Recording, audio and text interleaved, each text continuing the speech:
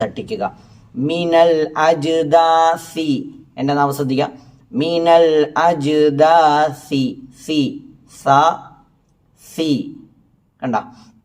മിനൽ അജ്ദാസി ഇലാ റബ്ബിഹിം, ഇലാ റ, നേരത്തെ പറഞ്ഞതുപോലെ റാ തഫ്ഖീമാക്കി ഉച്ചരിക്കണം.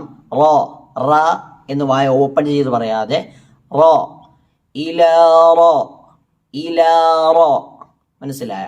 ഇലാ റബ്ബിഹിം, റബ്ബിഹിം യാസിലൂൻ, യാസി, യാസി, അവിടെ മണിക്കണം.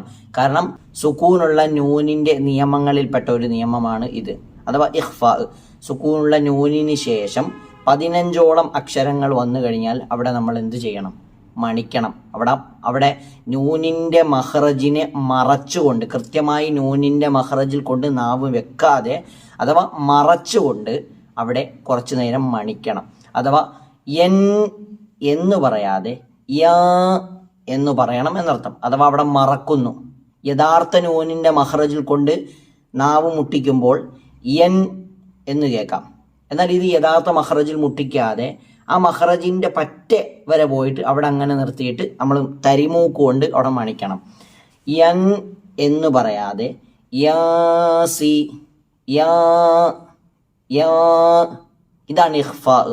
ഇഖ്ഫാ ചെയ്യേണ്ട രൂപം.